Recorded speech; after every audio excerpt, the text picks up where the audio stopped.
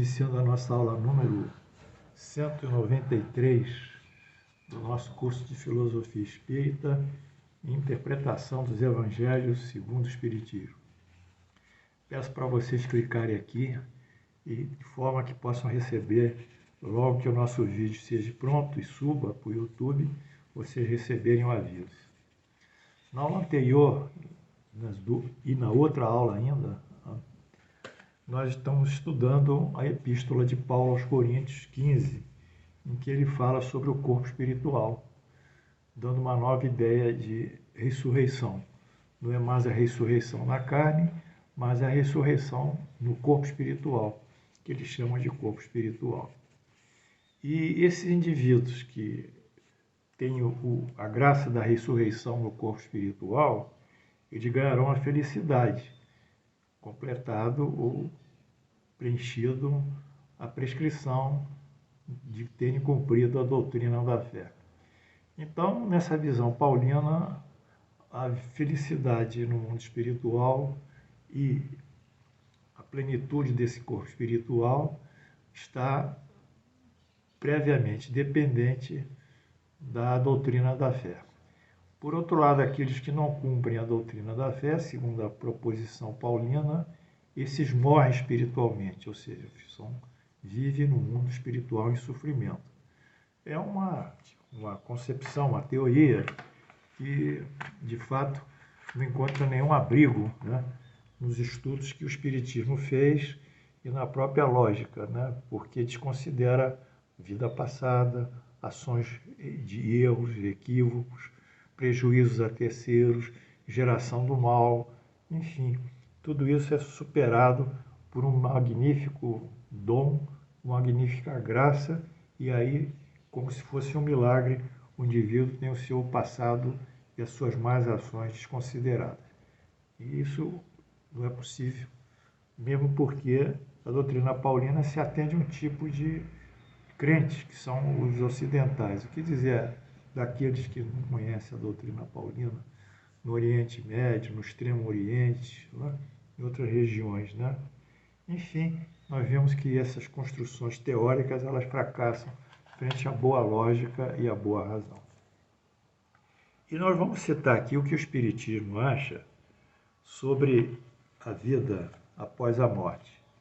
Isso está no livro Céu e Inferno, os milagres, o céu e o inferno, a justiça divina segundo o Espiritismo, nas páginas 121 e 126 do livro publicado pelo Centro Espírita Leon Denis, 2011. Vamos lá. A alma ou o espírito sofre na vida espiritual as consequências de todas as imperfeições as quais não se libertou durante a vida carnal. Então, ele continua na vida espiritual com repercussão das suas imperfeições, dos seus vícios, que quando encarnado não teve condições de solucionar. Seu estado, feliz ou infeliz, está intimamente ligado ao grau de depuração ou de suas imperfeições. Então, a felicidade ela é proporcional à evolução moral do indivíduo. Espíritos mais moralmente evoluídos são mais felizes. Espíritos menos têm mais sofrimento. Para o Espiritismo, a vida espiritual, a da incorruptibilidade de Paulo, é consequência das suas ações no bem ou no mal, quando encarnado na Terra. Tudo, como já observado, é função do seu livre-arbítrio. Quer dizer, o homem é o senhor do seu destino no Espiritismo. Essa é a grande verdade. O homem é o senhor do seu destino. Não há intermediações para melhorar ou piorar o nosso destino, se nós não quisermos decidir. A última decisão, a nossa vontade, o nosso esforço, o nosso livre-arbítrio são as condições psicológicas, espirituais, volitivas que vão determinar o nosso destino. Deus não promove o julgamento de ninguém. Estabeleceu as suas leis e, a partir de então, o homem, por sua livre vontade, por seu esforço pessoal, as seguirá ou as violará, se cumpre, obtém a felicidade. Se as vidas alcançam, se as viola, alcança o sofrimento. Segundo o Espiritismo, é o homem sozinho, por si mesmo, a quem cabe decidir o seu destino. Então, nós estamos mudando alguma coisa importante. Nós estamos acabando com os messias, nesse momento, que vão decidir o nosso destino, os ungidos. Nós estamos colocando Deus numa posição em que Ele vai regular as leis, mas não vai intervir no nosso destino, e nós vamos dar esse exemplo. Então, é uma concepção totalmente, eu diria, revolucionária, porque a partir dessa ideia, e isso é consoante quando Jesus diz em Lucas 16, se não me engano, 16:15, o reino de Deus está em vós. Quando os fariseus perguntam, mestre, onde é que está o reino de Deus? Onde é que está o reino dos céus? Aonde está, mestre? Questionando Jesus, ele diz, não está acima, não está abaixo, não está ali, nem está acolá. O reino de Deus está dentro de vós. Então, o reencontro da nossa parte divina, como nós fomos criados, a imagem, a semelhança de Deus, esse reencontrar dos nossos aspectos divinos é que vão nos tornar divinos. Não no sentido de ser divino como Deus, mas vão tornar ser muito bem evoluídos e superiores em espiritualidade. Então, essa pesquisa, essa investigação é individual, não é de terceiros. Então, o que acontece na casa espírita?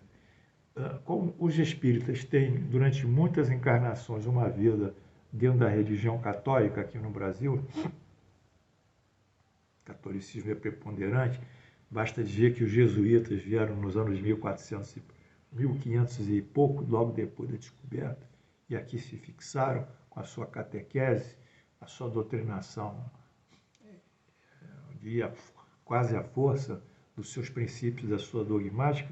O Brasil sempre foi um país de cultura católica, né? Então, esses espíritos que aqui estão ainda têm experiência no catolicismo e resistem nessa encarnação a essas ideias libertárias e acham que tem que transferir a sua decisão, a sua autonomia, a sua vontade para um terceiro que vai fazer a gestão da sua felicidade. Isso o Espiritismo, pelas leis divinas que o Espiritismo concebe, não aceita. Então, nós fizemos aqui, para mostrar esse caso da individualidade do homem, a figuração de uma bicicleta. É uma ilustração didática. A figuração é didática. Deus regula a lei da gravidade, que atrai os objetos para o solo e para o chão. Então, Deus regula essa lei, criou e regula. Deus dá ao homem a encarnação, aqui representado pela bicicleta. A bicicleta é a encarnação. E depois diz para o homem, se andares equilibrado, poderás ir longe, não cair. Se, pelo contrário, quiseres fazer piruetas, saltos, cairás e ferirás o joelho. Bom, então o homem respeita que, quando respeita a lei divina, na figuração da gravidade, ele vai longe com a sua bicicleta. Anda, pedala, vai longe, porque ele é senhor de si.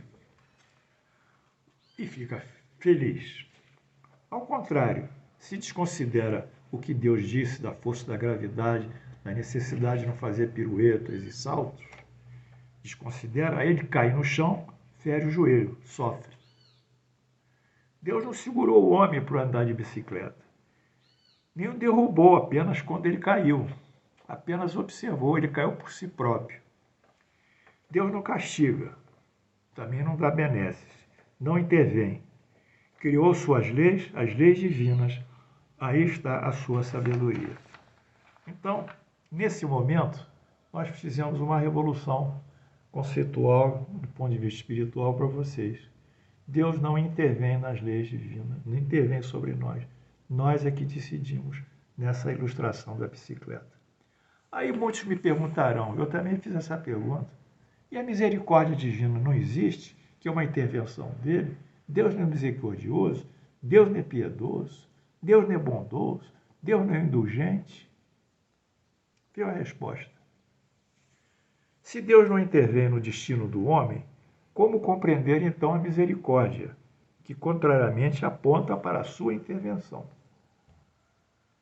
Misericórdia, capítulo 13, Lei da Justiça Divina, o céu e o inferno. Capítulo 13. A misericórdia de Deus é infinita e, sem dúvida, mas não é cega. Ela coloca como condição o arrependimento, a expiação e a reparação. O culpado que ela perdoa não é exonerado e, enquanto não cumprir da sua culpa, não cumprir essas condições, se arrepender, tomar consciência, às vezes sofrer as consequências do seu mal, que ele mesmo arbitrou, e aí reparar os efeitos desse mal. Ele sujeita as condições das suas faltas. Por misericórdia infinita, deve-se entender que Deus não é implacável e deixa sempre a porta aberta para o retorno ao bem. Allan Kardec, o Figueiredo A.P. Sampaio, Nenhum Céu Não Inferno. Essa é uma ótima edição que eu recomendei a vocês. Fial, São Paulo, 2018, 380. Então, a misericórdia de Deus não é Ele tirar a gente dos pecados, não é nos redimir dos pecados, não é Ele sacrificar por nós. Isso não existe. A misericórdia de Deus oferece as oportunidades para que nós, por nosso esforço pessoal, pelo nosso livre-arbítrio, pela nossa vontade, possamos superar as nossas fraquezas. Então, nós nos arrependemos, a misericórdia de Deus permite o arrependimento.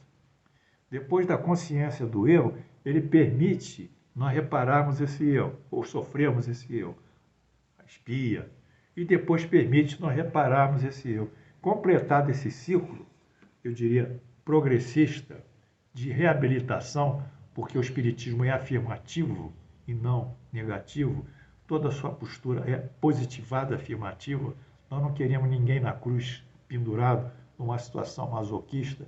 Nós não pregamos o sofrimento, pregamos sim a reparação, a regeneração, a reabilitação, enfim, toda essa grandeza de ações que promovem o bem em nós. Então, o Espiritismo ele fica nesse nível. A misericórdia de Deus está aí. E o exemplo da bicicleta também. Espiritismo, a entrada do espírito na vida espiritual. Vamos ver como é que é essa entrada.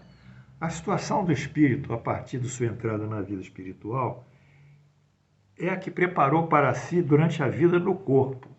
Vê se me entende mais uma vez.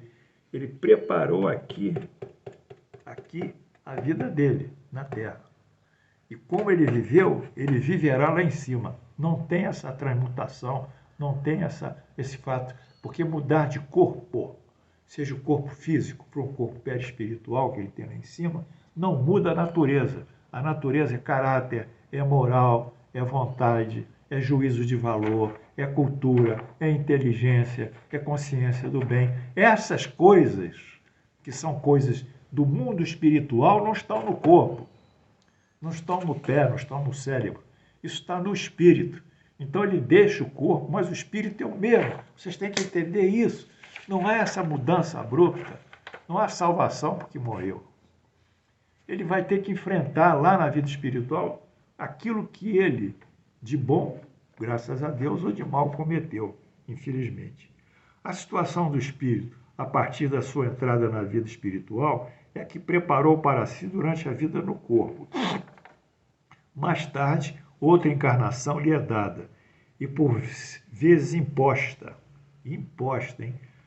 Para expiação e reparação, para reparar, expiar, passando novas provas. Mas ele as aproveita em menor ou menor proporção, em virtude do seu livre-arbítrio. Então ele pode ter aquela prova, ele pode aproveitar e decolar. Ele pode fracassar, então vai ser, perdeu o ano. Foi reprovado, volta a estudar tudo de novo. O estado, isso aí também está em Allan Kardec, nessa citação, página 379, que eu citei.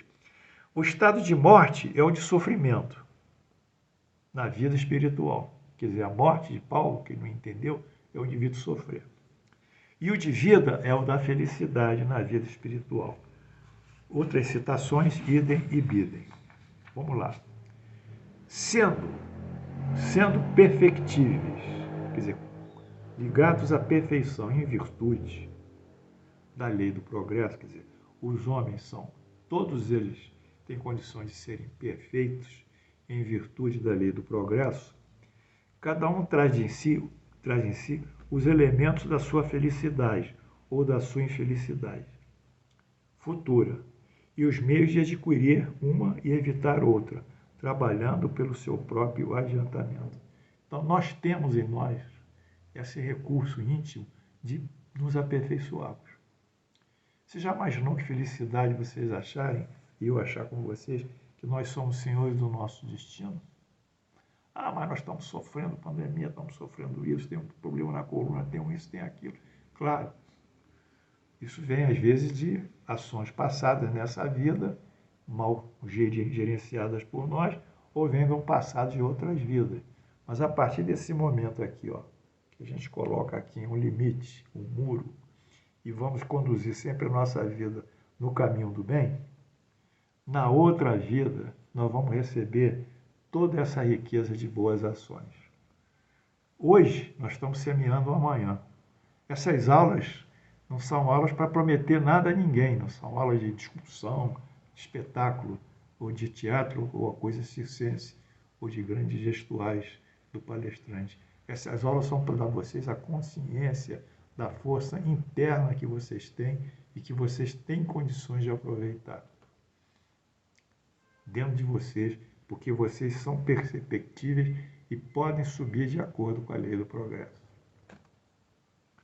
A doutrina paulina, na doutrina paulina, o pecado, que é uma condição da lei mosaica, e a remissão desse pecado vai se dar pela fé em Jesus. A morte em Paulo sempre será o pecado, quer dizer, a doutrina paulina, a igreja é o pecador. Eu, pecador, não sei o que, me confesso, está lá, ficou pecado, acabou. E vou buscar remissão. Não é por aí. Nós não vamos ser nunca felizes assim.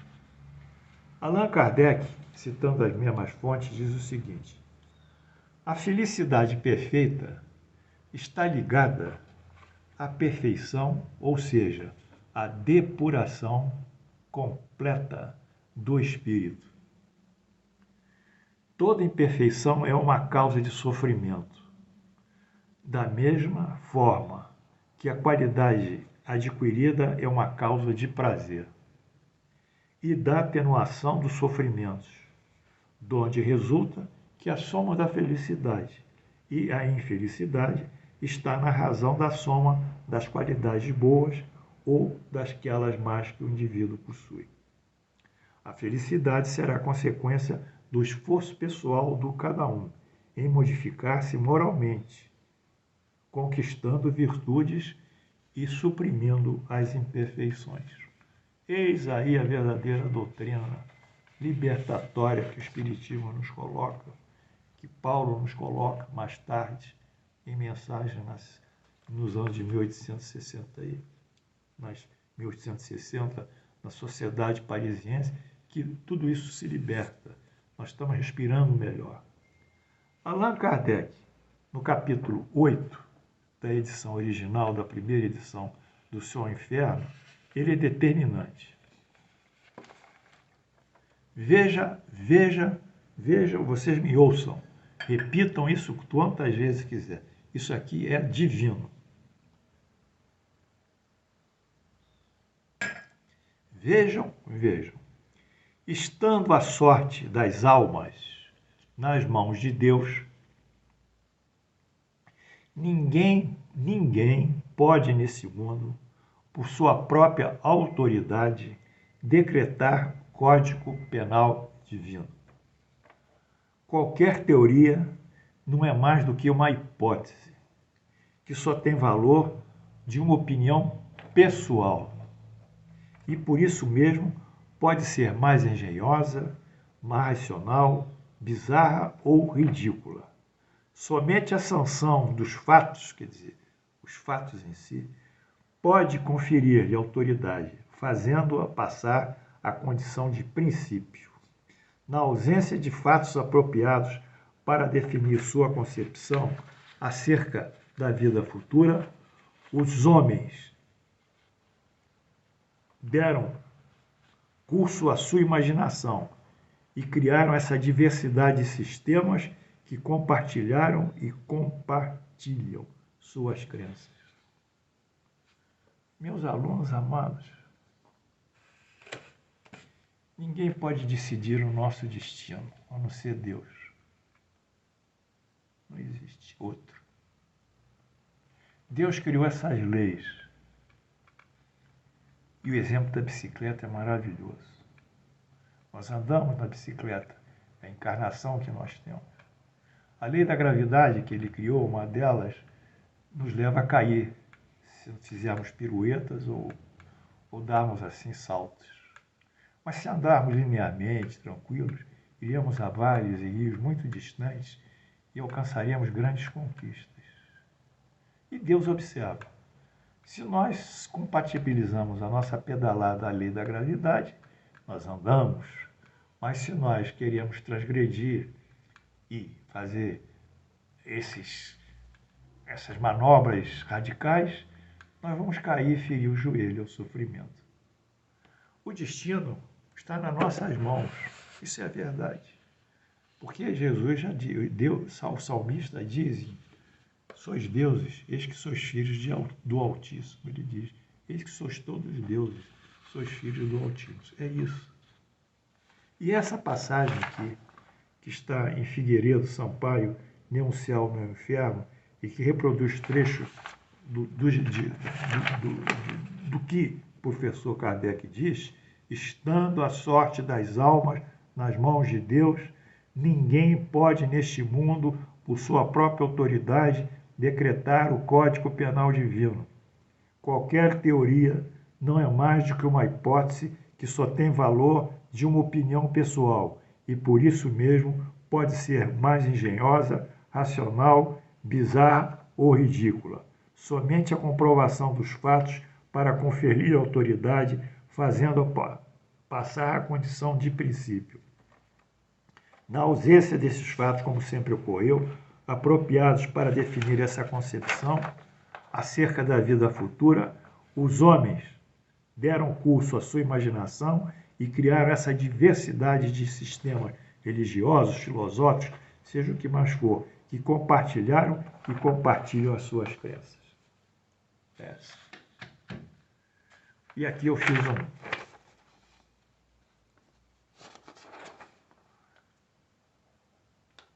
as penas futuras segundo o Espiritismo.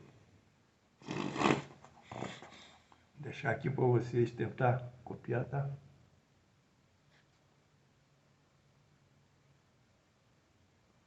Vamos lá. Penas futuras segundo o Espiritismo.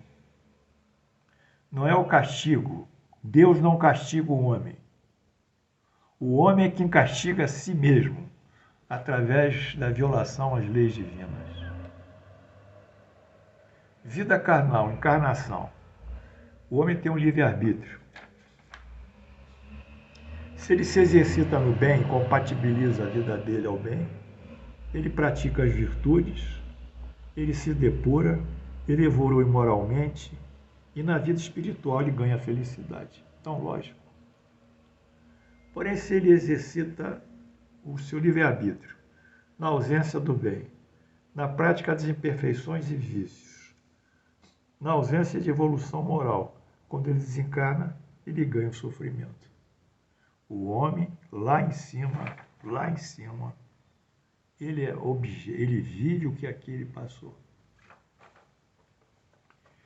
E, portanto, fica a máxima final do professor Kardec, que se refere a Deus. Estando a sorte das almas não nas mãos de Deus, ninguém neste mundo pode, por sua própria autoridade, decretar um único Código Penal divino. Tábua rasa. Vocês são livres. Eu sou livre. Nós somos livres para construir o nosso destino. Daqui para frente, daqui para trás há muito problema. Ninguém pode nos intermediar, ninguém pode nos salvar. as nossas boas ações e a caridade responderão por um destino feliz para todos nós. E que Deus nos abençoe.